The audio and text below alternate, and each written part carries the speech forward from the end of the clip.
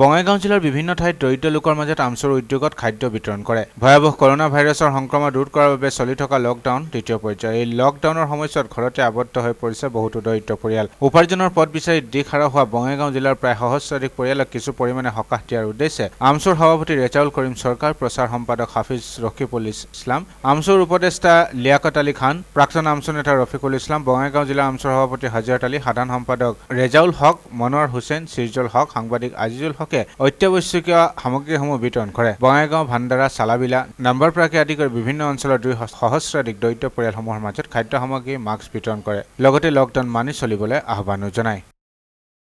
সদৌ অসম সংখ্যালঘু ছাত্ৰৰ কেন্দ্ৰীয় সমিতিয়ে সিদ্ধান্ত গ্ৰহণ কৰিছোঁ যে আমি আত্মজনক সহায় কৰা শীৰ্ষক এটি কাৰ্যসূচী আমি গ্ৰহণ কৰিব লাগে। আৰু এই কাৰ্যসূচীৰ অংশ হিচাপে আজি আমি শুভাৰম্ভ কৰিছোঁ বঙাইগাঁৱত।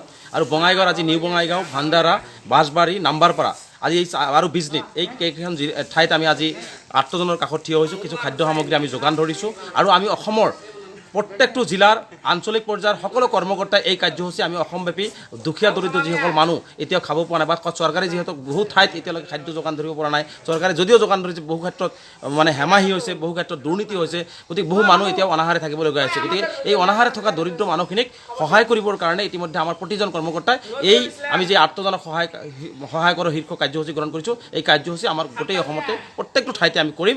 আৰু আমিও ৰাইজক আহ্বান জনাইছোঁ যে এই দুৰ্যোগৰ সময়ত আমি চৰকাৰক যেনেকৈ ধৰণে মহামাৰী ৰোধৰ ক্ষেত্ৰত সহায় কৰি আছোঁ, এই খাদ্য সংকটৰ কাৰণে যিসকলে খাদ্যৰ সংকটত পৰিছে যাতে আমাৰ যাৰ সমৰ্থ আছে অলপ সহায় কৰিব পাৰে, সকলোৱে যাতে ওলাই আহি সামাজিক দূৰত্ব বজাই ৰাখি চৰকাৰৰ নীতি নিয়ম মানি এই দৰিদ্ৰ মানুহখিনি যাতে খাদ্যৰ যোগান ধৰে, তাৰ কাৰণে আমি অসমবাসী ৰাইজক বিনম্ৰতাৰে আহ্বান জনাইছোঁ।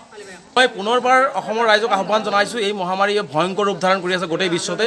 আৰু এই লকডাউনে যিহেতু একমাত্ৰ উপায় এই বেমাৰটোক ৰোধ কৰাৰ ক্ষেত্ৰত, যিহেতু ইয়াৰ ঔষধ ওলোৱা নাই, গতিকে আমাৰ ৰাইজ এতিয়া সজাগ আৰু বেছি হ'ব লাগে, সামাজিক দূৰত্ব বজাই ৰাখিব লাগে, চৰকাৰে যিখিনি নীতি নিয়ম দিছে সেইখিনি মানি চলিব লাগে। আৰু চৰকাৰ আৰু প্ৰশাসনক আহ্বান জনাইছোঁ যে এই বেমাৰ ৰোধ কৰাৰ ক্ষেত্ৰত সমাজৰ প্ৰত্যেকজন মানুহকে ইনভলভ কৰি আৰু অধিক কঠোৰ হৈ প্ৰয়োজনত এই লকডাউনৰ ক্ষেত্ৰত যিখিনি নিয়ম আছে সেইখিনি মনাৰ কাৰণে ৰাইজক আমি বাধ্য কৰাব লাগে। আৰু ৰাইজক পৰাপক্ষত সমাজৰ প্ৰত্যেকজন সচেতন ব্যক্তিৰ জৰিয়তে টেলিফোনৰ যোগে হওক বা সামাজিক দূৰত্ব বজাই ৰাখি বা আমাৰ ধৰ্মীয় অনুষ্ঠানৰ মাইকিং কৰি হ'লেও মানুহখিনিক বুজাই যাতে আমাৰ এই লকডাউনৰ প্ৰতিটো ক্ষেত্ৰত যাতে বুজাই দি আমি আমাৰ যাতে এই কৰোনা মহামাৰীটো ৰোধ কৰিব পাৰোঁ, তাৰ কাৰণে আমি সকলোৱে সজাগতা সৃষ্টি কৰিবৰ কাৰণেও আমি আহ্বান জনাইছোঁ।